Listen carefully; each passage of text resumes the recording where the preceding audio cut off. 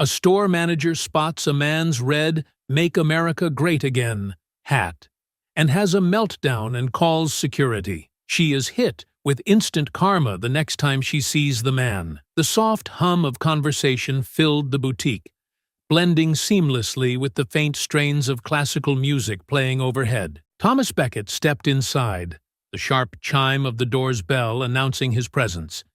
His gaze moved deliberately over the polished displays and glittering shelves, his red MAGA hat sitting prominently atop his silver hair. Emma Carlton, standing at the counter, noticed him immediately. Her eyes narrowed slightly as she nudged one of her co-workers. "Check out the guy in the hat," she muttered under her breath.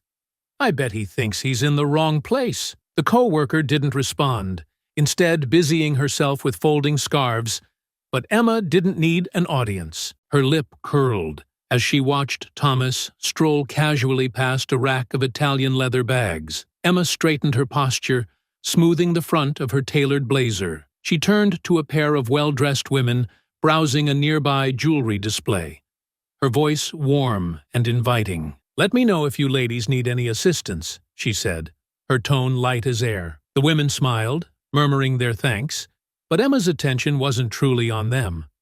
She kept a sidelong glance on Thomas as he wandered deeper into the store. He paused by a display of watches, leaning in to inspect a sleek timepiece. Emma sighed dramatically and grabbed a clipboard, feigning busyness. As Thomas lingered, she couldn't resist muttering to herself, just loud enough for the colleague beside her to hear, "Probably just here to waste time." These types never buy anything, just like their politics.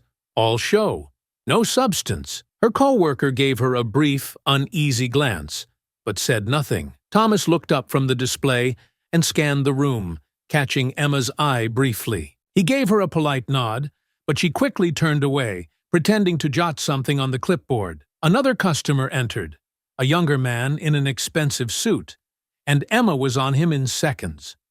"Welcome! Is there something I can help you find today?" she chirped, her tone dripping with enthusiasm. The man smiled, and they began discussing cufflinks.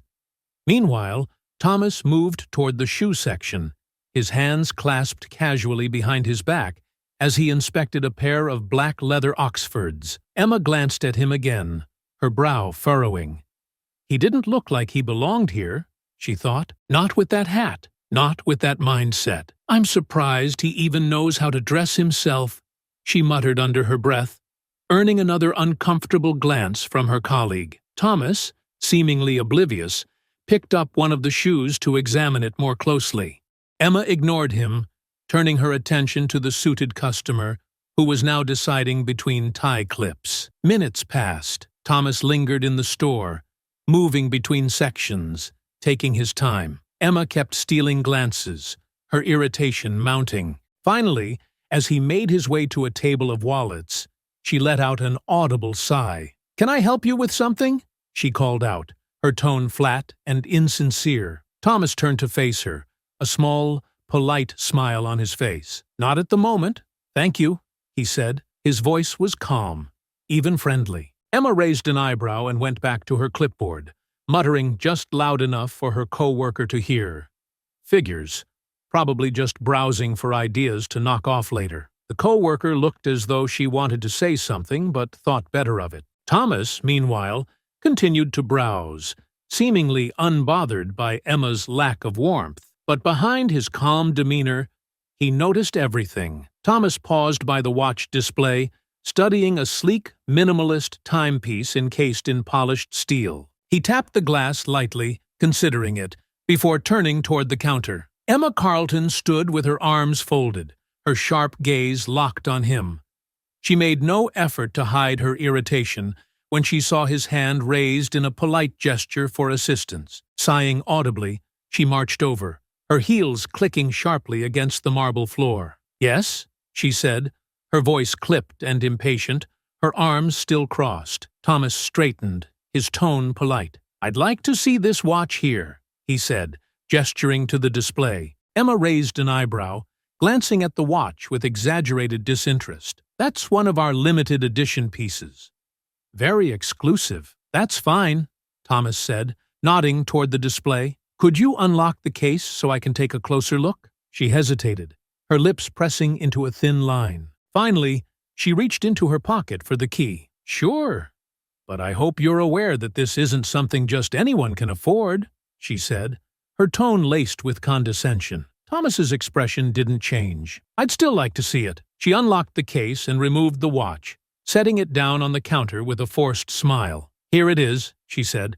Handmade, Swiss craftsmanship, and probably out of your range. Thomas ignored her tone, picking up the watch and turning it over in his hands. It's a beautiful piece, he said evenly. Emma leaned against the counter, her smirk returning. Oh, I'm sure you'd love to show it off. Maybe pair it with that hat of yours. Quite the look. Thomas set the watch down carefully, meeting her gaze. What exactly are you implying? I'm not implying anything, Emma said, her voice sharper now. I'm saying it outright.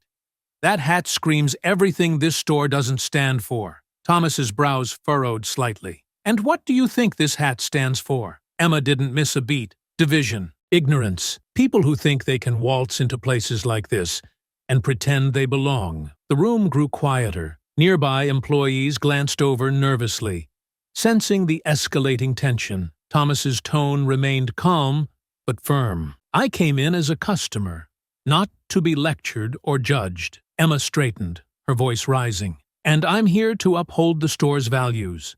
Respect, inclusivity, progress, things your little statement piece clearly doesn't stand for. Thomas squared his shoulders, his voice steady. Respect works both ways. You don't know anything about me, yet you're making assumptions based on a hat. Emma's face flushed with anger. I don't need to know you. That hat tells me everything I need to know. Thomas leaned forward slightly, his voice cooling. And if I judged you based on your appearance, your demeanor, would that be acceptable? You're not the one running this store, Emma snapped. And you certainly don't get to decide what's acceptable here. Thomas didn't flinch. No, but I am a customer. And your job is to treat every customer with respect, whether you agree with them or not. Emma rolled her eyes, her voice dripping with disdain. Respect isn't automatic. You want it? Earn it. And let me be clear, wearing that hat doesn't exactly scream worthy. Thomas's jaw tightened, but his tone remained measured. You're crossing a line. Emma stepped back, throwing up her hands. Oh, please. You're the one who came in here wearing a giant middle finger to half the country, and now you're lecturing me on lines? Give me a break. Thomas stood firm, his voice calm but cutting. I'm not leaving until I'm treated like any other customer in this store. Emma's eyes widened in disbelief. Excuse me? You heard me, Thomas said. You don't get to decide who deserves service and who doesn't. I came here to shop, not to debate politics. Emma jabbed a finger toward the door. Then maybe you should shop somewhere else. Somewhere that appreciates your values. I'll shop here, Thomas said, his tone unwavering. And I'll expect to be treated with the same professionalism you'd give anyone else. The tension in the room was thick, the air charged with unspoken challenges. Emma looked around, her colleagues watching from a safe distance but saying nothing. Her face reddened as she realized Thomas wasn't going to back down. You think you can come in here and tell me how to do my job? She hissed, stepping closer. No, Thomas said quietly. I think your job should speak for itself. Right now, it says more about you than it does about this store. For a moment, neither of them moved. Emma's hands clenched into fists at her sides, and Thomas's steady gaze didn't waver. The boutique felt like it had frozen, every eye on the standoff playing out in the middle of the room. Emma finally broke the silence, her voice shaking with anger. You're going to regret this. Thomas didn't blink. No, he said evenly. You will. The boutique was silent except for the ticking of the ornate clock mounted on the back wall. Thomas stood rooted to his spot, his steady gaze locked on Emma. She exhaled sharply, her irritation transforming into outright fury as she turned toward the phone on the counter. You've made your choice, Emma said, her voice shaking slightly but still cutting. Let's see if security can make it clearer. Thomas folded his arms, his expression calm but unyielding. If that's how you want to handle this, Go ahead. I'm not going anywhere until I'm treated like a customer. Emma snatched up the phone and punched in the store's security number. Hello? I need someone to come to the main floor immediately. We've got a situation. Her words echoed across the boutique, drawing the attention of employees and the few remaining customers. Thomas could feel their eyes on him, curious and uncertain. He remained where he stood, unbothered by the tension crackling in the air. Emma hung up the phone, her lips curling into a triumphant smirk. Let's see if you still want to play the martyr when you're being escorted out. Martyr? Thomas said, raising an eyebrow. You're the one making a scene over a hat. Emma's smirk faltered, replaced by a scowl. This isn't about the hat anymore. It's about you refusing to leave when you've clearly overstayed your welcome. I haven't overstayed anything, Thomas said firmly. I came here to shop. You've turned it into something else entirely. Emma opened her mouth to reply, but stopped as two uniformed security guards entered the store. Both were tall, broad-shouldered men, their expressions neutral as they approached the center of the room. This is the problem, Emma said, pointing at Thomas like he was an unruly child. He's been disruptive, refused to leave, and now he's causing a scene. Thomas turned to the guards, nodding politely. Good afternoon, gentlemen. The older of the two guards glanced between Thomas and Emma, his brow furrowing. What seems to be the issue here? I'll tell you the issue, Emma snapped before Thomas could respond. He's been argumentative, rude, and now he's refusing to leave when I've asked him to multiple times. The guard raised a hand to calm her down before turning to Thomas. Sir, is that true? Are you refusing to leave the premises? Thomas kept his voice steady. I came in as a paying customer. I asked for assistance, and instead of being treated fairly, I've been insulted and belittled. I'm not causing a scene. I'm standing my ground. Emma scoffed loudly.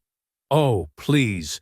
You're twisting the narrative to make yourself look innocent. If you didn't come in here trying to make a statement with that stupid hat, none of this would have happened. Thomas's jaw tightened, his calm demeanor starting to crack. The only statement I've made is expecting to be treated like a customer. You're the one who brought politics into this, not me. The younger guard shifted uncomfortably, his gaze darting between the two. Look, sir, we're not here to debate. If the manager has asked you to leave, I'm not leaving. Thomas interrupted, his tone firmer now. Not until someone explains why I deserve this treatment. Emma threw her hands in the air. Oh my God, are you serious right now?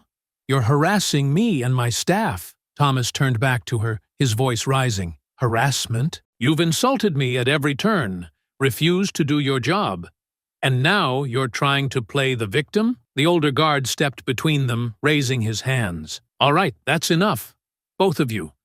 Sir, we're going to have to ask you to leave. And if I don't?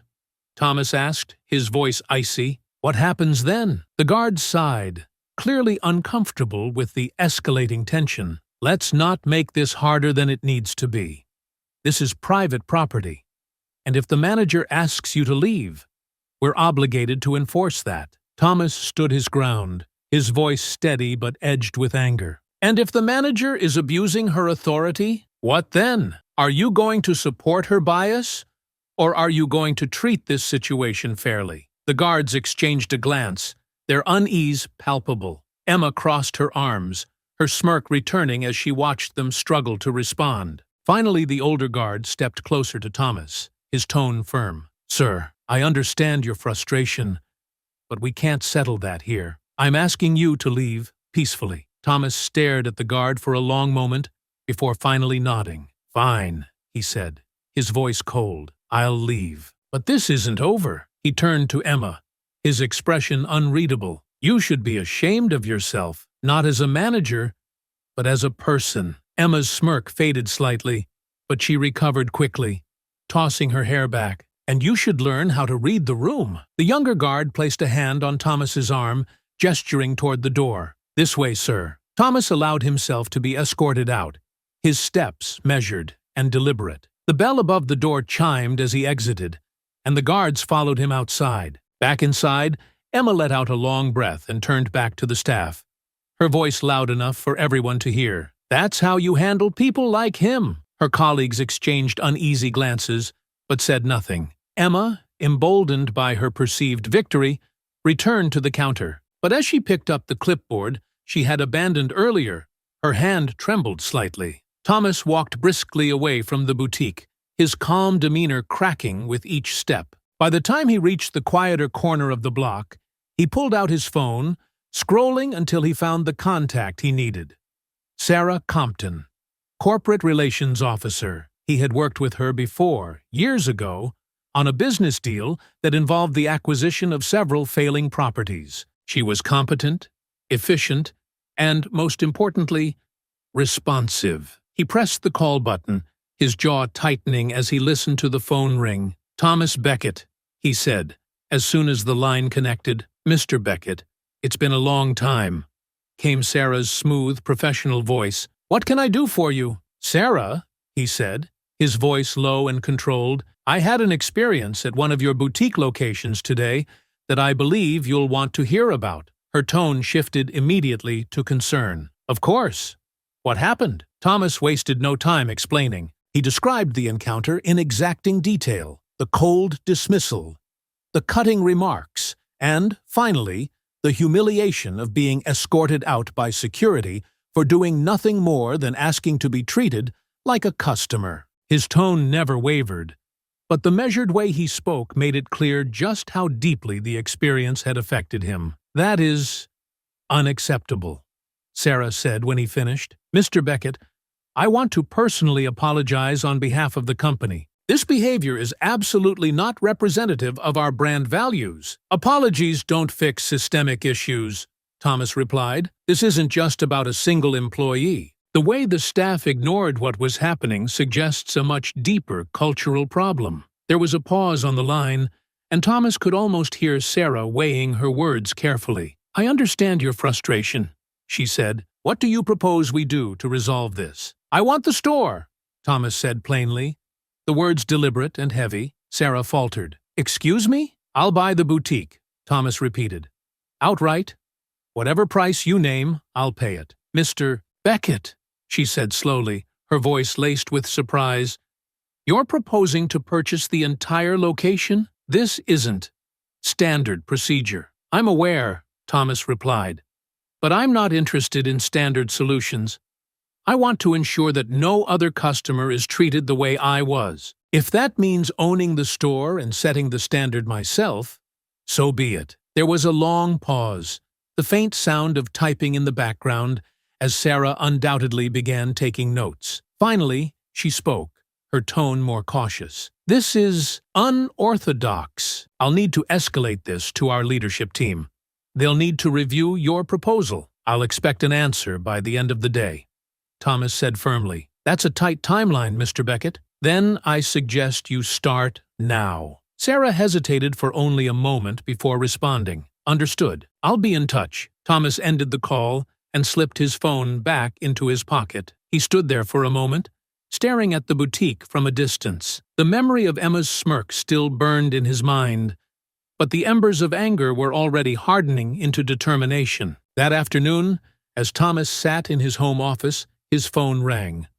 The caller ID read, Sarah Compton. "Mr. Beckett," Sarah began, her tone carefully neutral, "I've spoken with our leadership team. They're open to discussing a sale, but they have a few conditions." "Let's hear them," Thomas said, leaning back in his chair. "First," she said, "the sale price will include the store's inventory and the existing lease agreement for the property. Second, they want to ensure that the store remains operational without interruption, meaning the transition must be seamless for staff and customers." "Fair," Thomas said.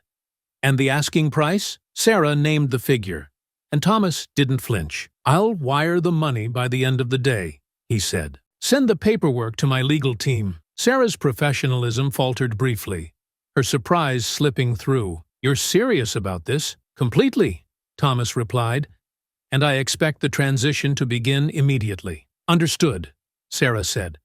"I'll send the documents over shortly. Once the sale is finalized, you'll have full control of the location." "Good," Thomas said. "One last thing." "Yes?" "I want a public acknowledgement from your corporate office about what happened at that store.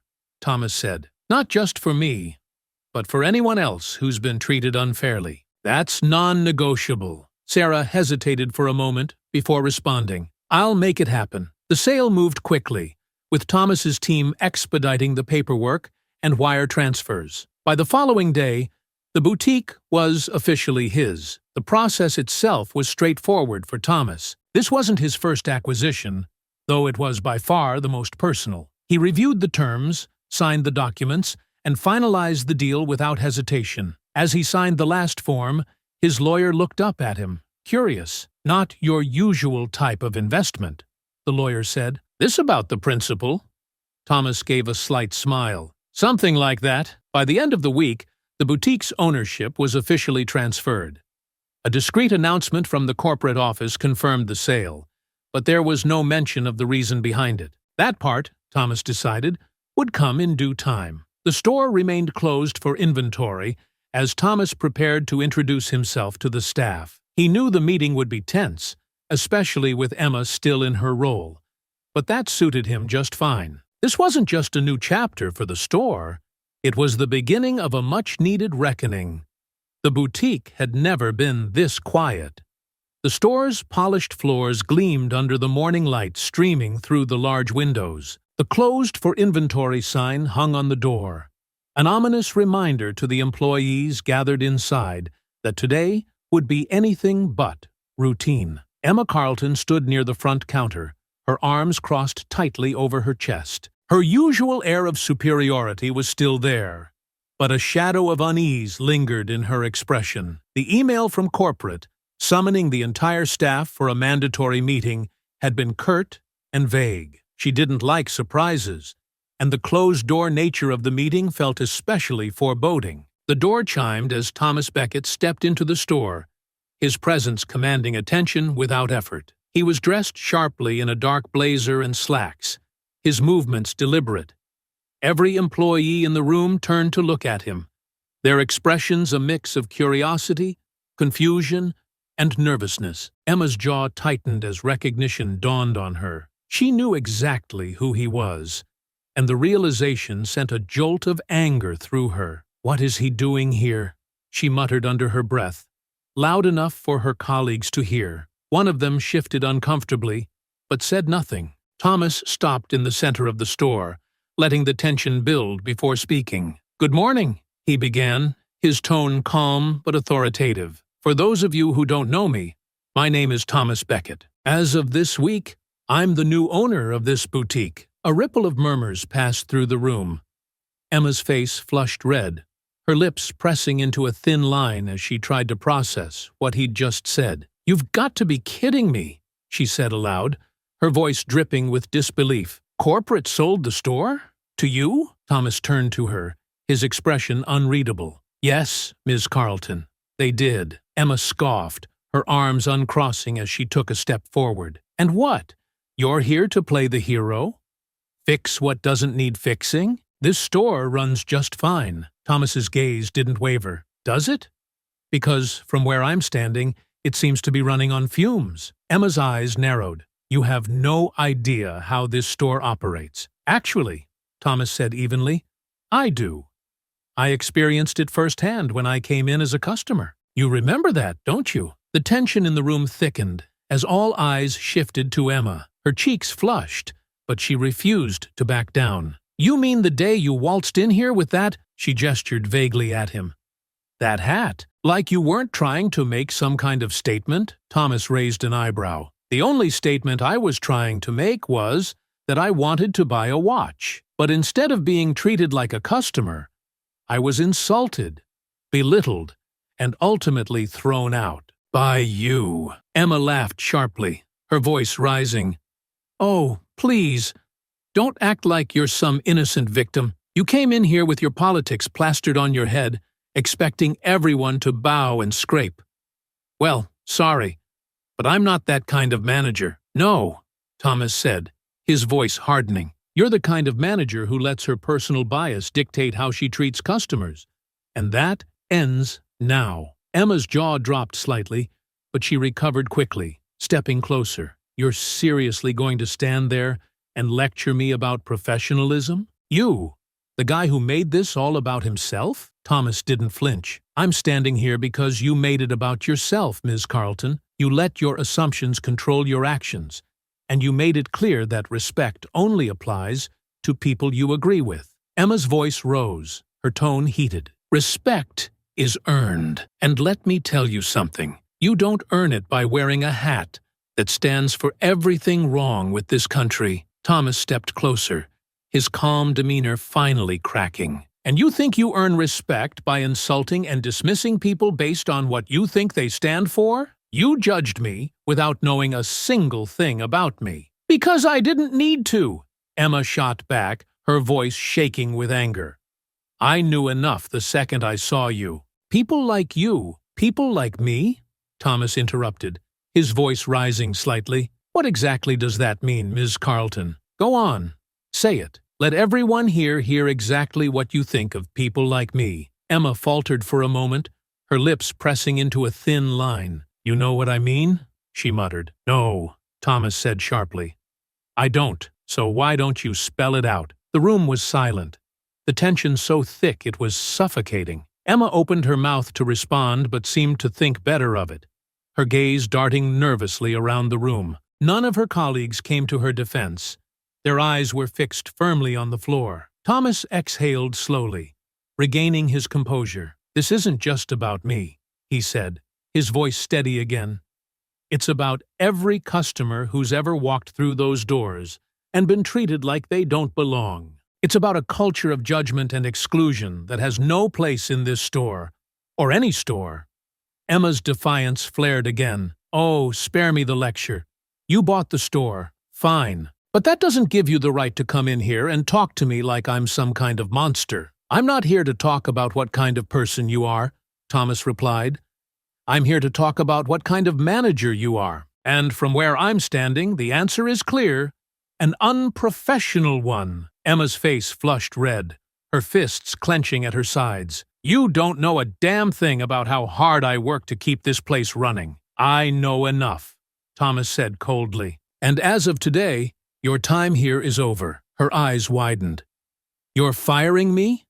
Just like that? Just like that, Thomas said firmly. You've made it clear that you can't separate your personal biases from your professional responsibilities. That's not the kind of leadership this store needs. Emma stared at him, her chest rising and falling rapidly as she struggled for words. Finally, she grabbed her bag and stormed toward the door, muttering under her breath. Just before she left, she turned back, her voice venomous. You'll regret this. Thomas didn't flinch. No, Miss Carlton.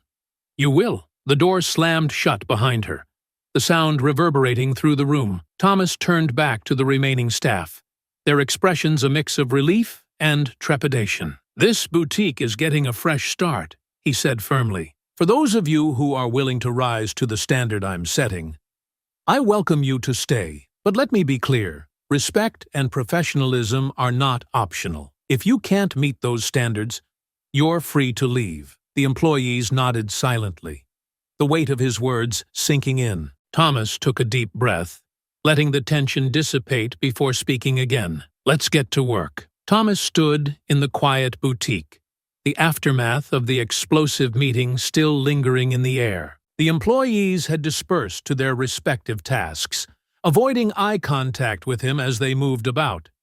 He didn't mind. The tension was a necessary growing pain, and he welcomed it if it meant the store could finally become what it was supposed to be. Walking slowly through the space, Thomas took in the details he'd missed during his first visit. The pristine displays, the curated elegance of the layout, the faint scent of polished leather and luxury cologne. On the surface, the boutique seemed perfect. Charming, exclusive, inviting. But he knew now that its foundation had been riddled with cracks. His phone buzzed in his pocket, pulling him from his thoughts. It was a message from Sarah Compton. I saw the announcement. Congratulations on taking over the location. If you need anything else, let me know. Thomas typed a quick response. Thanks, Sarah. First priority, culture shift. He put the phone away and exhaled deeply, his mind drifting back to the events of the past week. Emma's fiery dismissal had been necessary, but it wasn't something he took pleasure in. her anger, her defiance, those were symptoms of a larger problem. If the store had allowed her to rise unchecked, what did that say about the leadership before him? Later that day, Thomas called a smaller meeting with the remaining staff. This time, the atmosphere was less charged, but the unease lingered. He had taken care to avoid the authoritative tone of the previous meeting, opting instead for something more conversational. "Thank you all for staying," he began, his voice calm and measured. "I know the past few days have been a lot, and I want to acknowledge that change can be uncomfortable." A few employees nodded hesitantly, their postures softening slightly. "I want to be clear about something," Thomas continued, his gaze moving from one person to the next. "This isn't about pointing fingers or punishing anyone for what's already happened. This is about moving forward, together." He paused, letting the words settle. "I'm not here to micromanage or to make your lives harder. I'm here to help this store become what it should have been all along. A place where anyone, regardless of who they are or what they look like, feels welcome. And that starts with us." One of the younger employees, a nervous-looking woman with glasses, raised her hand tentatively. "Mr. Beckett," she began, her voice barely above a whisper, "are you planning to, replace everyone?" Thomas shook his head. "No, this isn't about replacing people. It's about growing as a team. But that being said, I do expect accountability. If anyone feels they can't meet the new standards, I respect that, and I'll help you transition out." The employee nodded, relief flickering across her face. Another employee, an older man who had been quiet during the first meeting, spoke up. "I think we all saw what was happening, but no one said anything. That's on us, too. We let it go too far." Thomas appreciated the honesty and nodded. "It takes courage to admit that, and I respect you for it. Moving forward, I want all of you to feel empowered to speak up if you see something wrong. Toxic behavior doesn't survive in environments where people hold each other accountable." The man nodded, and the rest of the staff murmured their agreement. The tension in the room began to ease, replaced by a cautious optimism. Over the next few days, Thomas implemented subtle but meaningful changes. He brought in a consultant to conduct training sessions on professionalism, implicit bias, and customer engagement. The sessions were interactive, challenging employees to confront their assumptions and rethink how they interacted with each other and with customers. The store's policies were also updated to reflect the new culture. A code of conduct was introduced, emphasizing respect, inclusion, and excellence. Thomas made it clear that these weren't just words on a page. They were non-negotiable principles. He also took time to get to know each employee individually. One-on-one meetings gave him insight into their strengths, challenges, and aspirations. Some employees had been coasting under Emma's management, afraid to speak up or step outside their comfort zones. Thomas encouraged them to take ownership of their roles, promising to support them every step of the way. By the end of the week, the store reopened, its doors welcoming customers once again. Thomas stood near the entrance, observing quietly as the first few shoppers trickled in. The staff was noticeably more attentive, their interactions warm and professional. One of the younger employees, who had previously seemed timid, confidently approached a customer to offer assistance. A middle-aged woman browsing a display of handbags turned to Thomas, smiling. "You must be the new owner." "I am," he replied with a nod. "Well, whatever you're doing, it's working," she said. "This place feels different." "Better, thank you," Thomas said simply, his satisfaction quiet but genuine. As the day went on, Thomas felt a weight lift from his shoulders. The boutique was far from perfect, but it was moving in the right direction. The toxic undercurrent that had once defined it was beginning to fade, replaced by something new, something hopeful. He watched the staff work, their interactions smoother and more genuine than they had been before. For the first time since he'd stepped into the store that fateful day, Thomas felt a sense of pride. This was more than a store now. It was a reflection of what professionalism and respect could achieve when given the chance, and it was just the beginning. It was late afternoon when Thomas heard the door chime. The boutique was quiet, with only a few customers browsing the displays. The soft hum of classical music played overhead as the staff worked efficiently, greeting customers and offering assistance. Thomas stood near the back, observing the flow of the store with quiet satisfaction. But the sight of Emma Carlton stepping into the boutique made his shoulders stiffen. Her presence was unexpected, almost surreal. After her fiery exit days ago, she wore a crisp blazer, her hair neatly pulled back, but her usual air of confidence was missing. Instead, there was a vulnerability in her posture, a hesitation that hadn't been there before. Thomas watched as she scanned the store, her eyes landing on him. For a moment, she seemed to consider turning around, but she straightened her back and walked toward him. The staff noticed her too, their movements slowing as they exchanged uncertain glances. "Mr. Beckett," Emma said when she reached him, her voice quieter than he remembered. "Could I have a word with you?" Thomas's expression was unreadable. "I'm listening." "Privately," she added, glancing around at the employees and customers who were clearly pretending not to eavesdrop. He hesitated, then nodded. "Follow me." Thomas led her to the office at the back of the store, closing the door behind them. The room was small but functional, with a simple desk and a neatly organized shelf of binders and files. He gestured for her to sit, but Emma remained standing, fidgeting slightly with the strap of her bag. "What brings you here, Ms. Carlton?" Thomas asked, his tone measured but curious. She hesitated, her gaze dropping to the floor before meeting his. "I came to apologize," she said, her voice wavering slightly, "for how I treated you, for everything." Thomas raised an eyebrow, leaning back against the desk. "Go on." Emma swallowed hard. "I was wrong to speak to you the way I did. I let my personal feelings cloud my judgment, and I handled the situation poorly. You didn't deserve that, and I'm sorry." Her words were rehearsed, but sincere, and Thomas studied her for a long moment before responding. "Apologies are a good start," he said evenly, "but I can't help wondering, why now?" Emma shifted uncomfortably. "I've had time to think. After I left, I realized how much I'd let my emotions take over. I was so focused on what I thought you stood for that I didn't even try to see you as a person. That was wrong." Thomas folded his arms, his expression softening slightly. And Emma took a deep breath. "I need this job. I know I messed up, but I'm willing to make things right.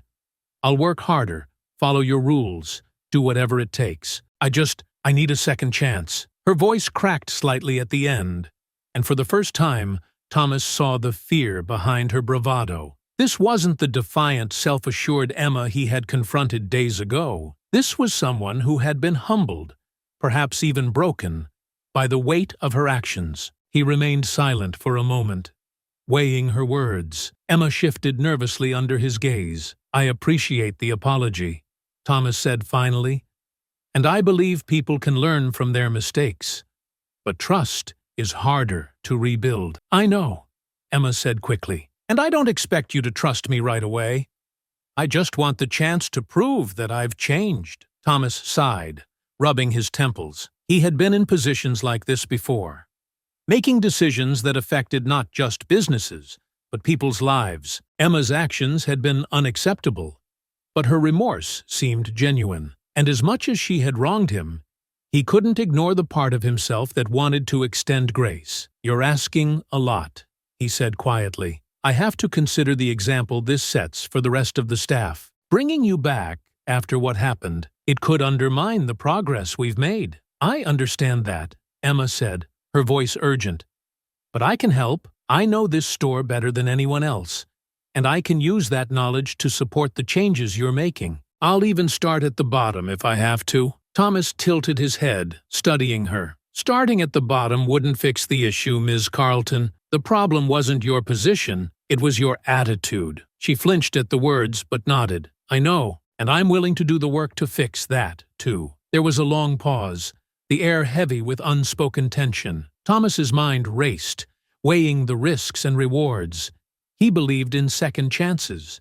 His career and his values had always been rooted in the idea that people could learn, grow, and change. But Emma had crossed a line that was hard to come back from. Finally, he spoke, his tone gentle but firm. "Emma, I believe you're sorry, and I believe you want to make things right, but I don't think this is the place for you anymore." Her face fell, her hands gripping the strap of her bag tightly. "Please, Mr. Beckett," she said, her voice barely above a whisper. "I need this." "I know," Thomas said, his voice softening, "but the trust we had is broken. Bringing you back would send the wrong message, not just to the staff, but to the customers. This store needs a fresh start, and so do you." Tears welled in her eyes, but she blinked them away quickly. "Is there nothing I can do to change your mind?" Thomas hesitated, then shook his head. "I'm sorry, but no." Emma stood there for a moment, looking as though she might say something else,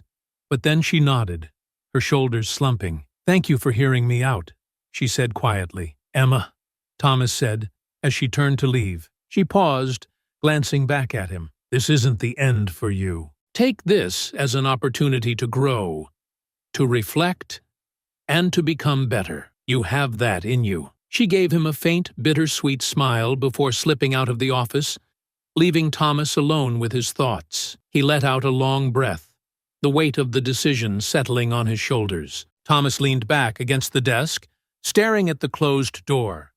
As much as he wanted to help Emma, he knew he'd made the right call. Some bridges weren't meant to be rebuilt, and some lessons were better learned from a distance. Thomas sat in the quiet of his office, the hum of the boutique outside faint but steady. The weight of his decision regarding Emma lingered in the air, but it wasn't regret he felt. It was a familiar sensation, a mix of frustration and resolve that he'd carried for years as the world around him seemed to grow more divided. He leaned back in his chair, his gaze drifting to the large window that overlooked the busy street outside. People hurried by, heads bent over their phones or chatting in small groups. Different faces, different lives, all moving in the same direction, yet so often at odds. Emma's words replayed in his mind. "Respect is earned." Thomas sighed, his jaw tightening. That was the problem, wasn't it? People had forgotten that basic respect wasn't a privilege to be doled out like a prize. It was a foundation, something you extended to everyone, regardless of whether they agreed with you or not. The world felt heavier these days, more fractured. Conversations had turned into battles, disagreements into declarations of war. Somewhere along the way, people had stopped listening. Thomas wasn't naive. He knew there had always been division, but now it felt sharper, louder, and more personal. The hat he wore had become a symbol of that division, a lightning rod for assumptions and judgments. "I didn't come into that store to make a political statement," he thought. "I came to shop." But that hat, it was all she saw. He glanced at the corner of his desk, where the familiar red cap rested, its bold white lettering still crisp and clean. "Make America Great Again." To him, it wasn't the symbol of hate and regression that so many seemed to think it was.